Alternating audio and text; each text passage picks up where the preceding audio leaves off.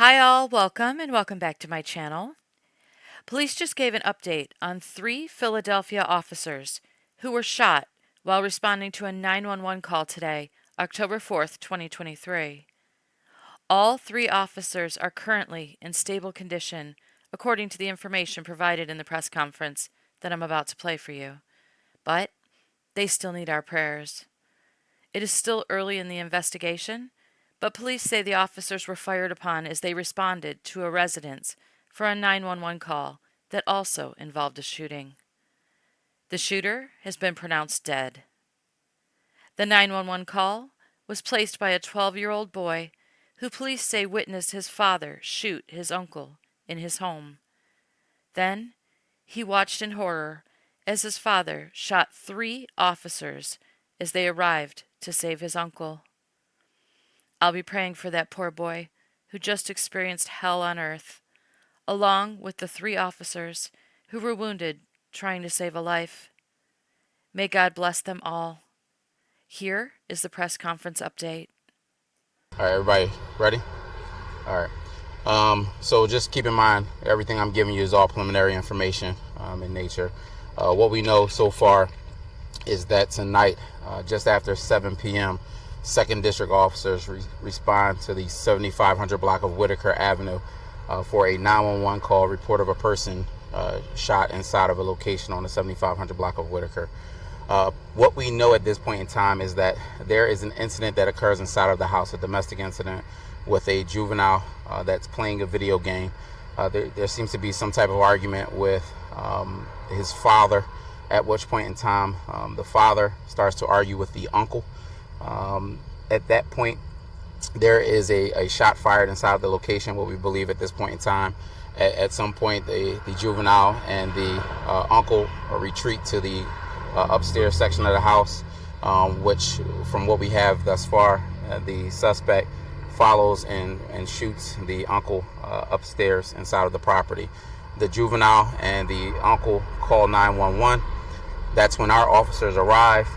The subject goes to the front of the property and is essentially awaiting the arrival of our police officers. When officers arrive, he begins to immediately fire upon our officers, striking 2 officers and 1 sergeant.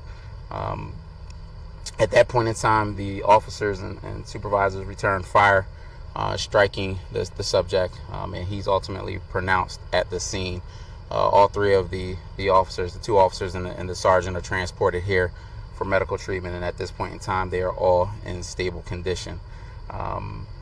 Just a tragic situation all the way around. The uncle was taken to Abington Hospital, where he is listed in critical condition as well. So that's pretty much what we have at this point in time. The investigation is very early. Again, everything is preliminary information.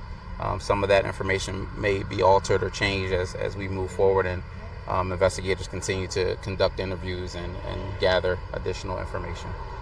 Can you describe what you said? The father was waiting for officers. Was he outside of the home? Was he in the doorway? He was gonna... My understanding is that he may have been in the doorway, right at the front of the property, waiting for them. So upon them arriving, they immediately took on gunfire. Can you describe the officers' injuries? Where were they shot? How many times? So 2 of the officers were shot in the leg. The sergeant shot in the finger.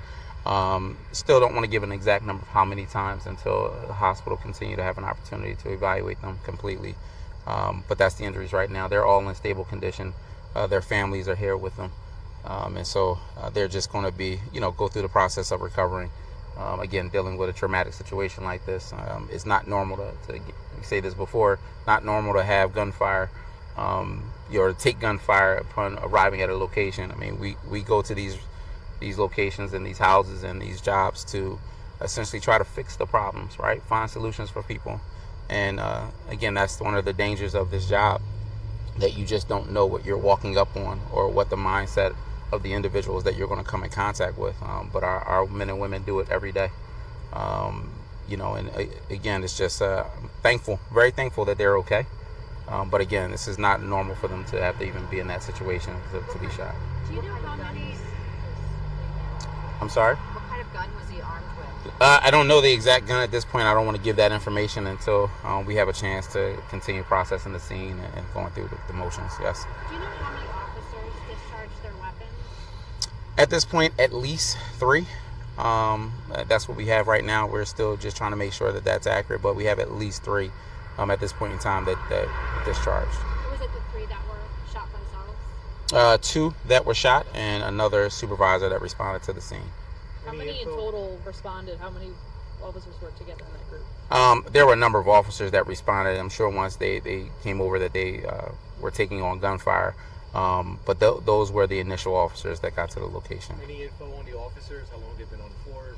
I don't have that right now. I'll get that to you via public affairs.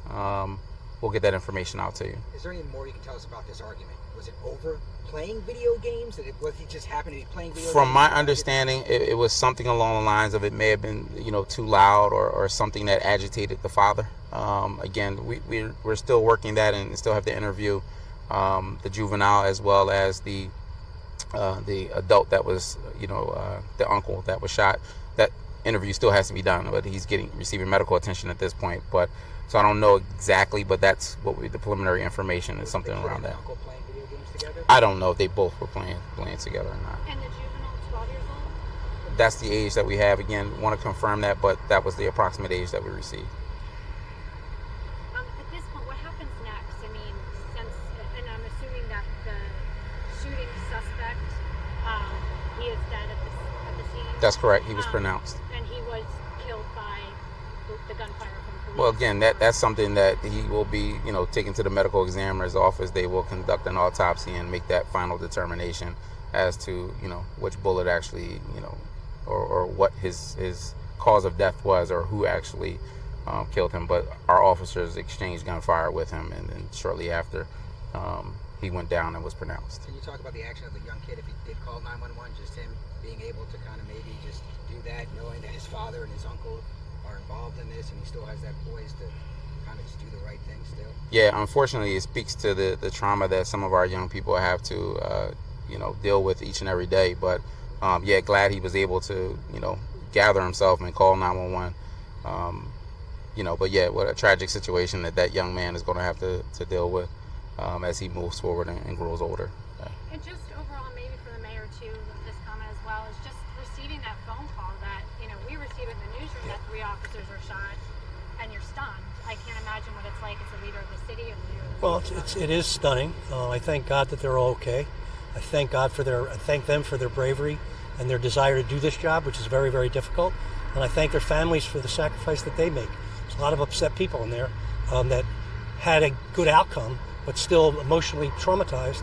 The one sergeant's 2 young girls, and it's just the whole family doesn't know what they're walking into. And thankfully, we walked into everybody being okay. All right, thank you, everyone. Thank you. We're going to work on getting that information for you about the officers. We'll push it out to your desk as soon as we can. Okay. Thanks so much for coming out, everybody. Oh, one more question. The father, uncle, are they brothers or are they intertwined?